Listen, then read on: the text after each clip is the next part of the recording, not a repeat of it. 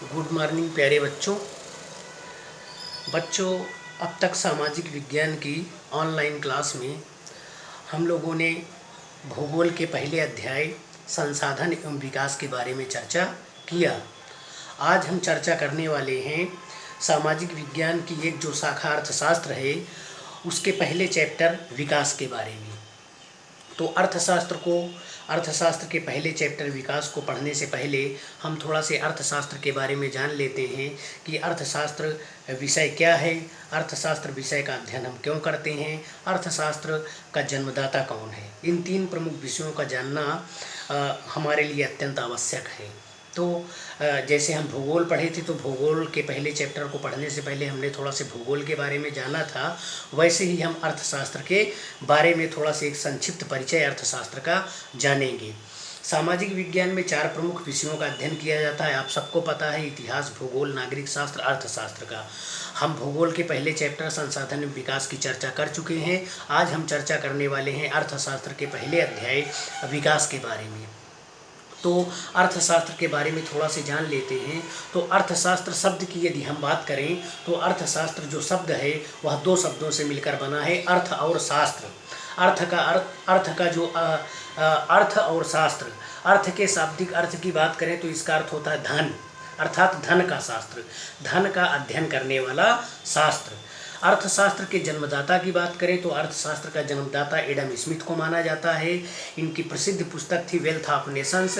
अपनी इसी पुस्तक में एडम स्मिथ महोदय ने बताया था कि प्रत्येक देश का जो अर्थशास्त्र होता है उसका उद्देश्य उस देश की संपत्ति और शक्ति को बढ़ाना होता है।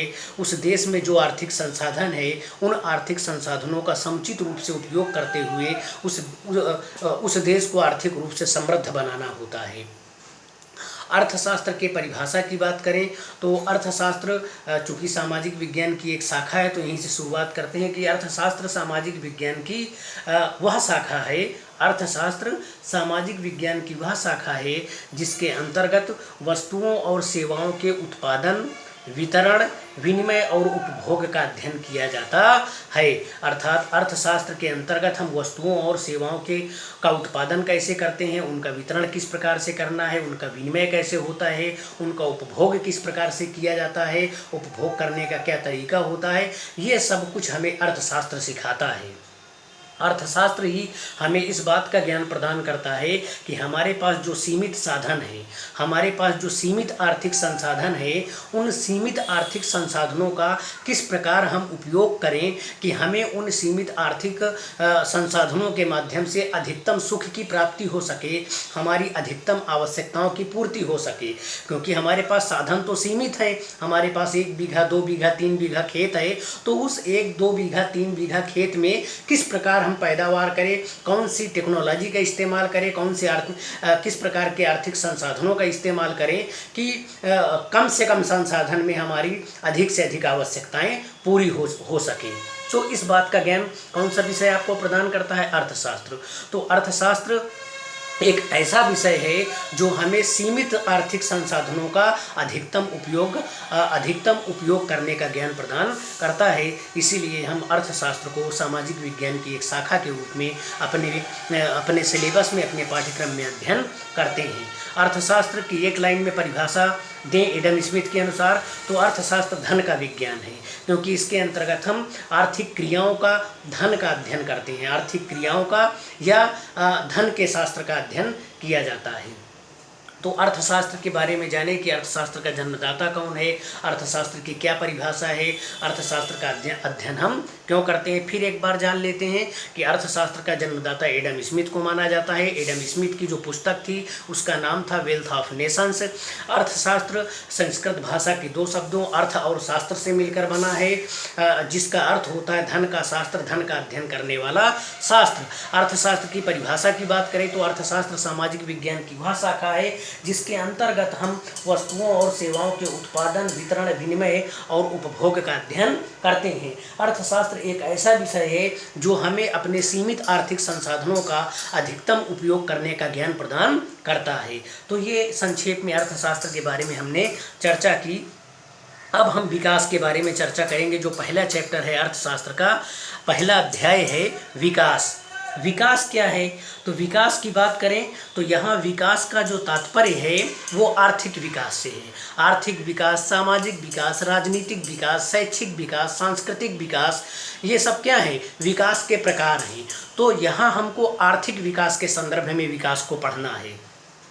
आर्थिक विकास के संदर्भ में कैसे पढ़ना है कि हमारे पास जो आर्थिक क्रियाएं हैं, हमारे पास जो आर्थिक संसाधन हैं, उन आर्थिक संसाधनों का किस प्रकार इस्तेमाल करके हमें विकास की जो है सर्वोत्तम ऊंचाइयों को पाना है। तो विकास की परिभाषा की बात करें तो विकास एक ऐसी प्रक्रिया है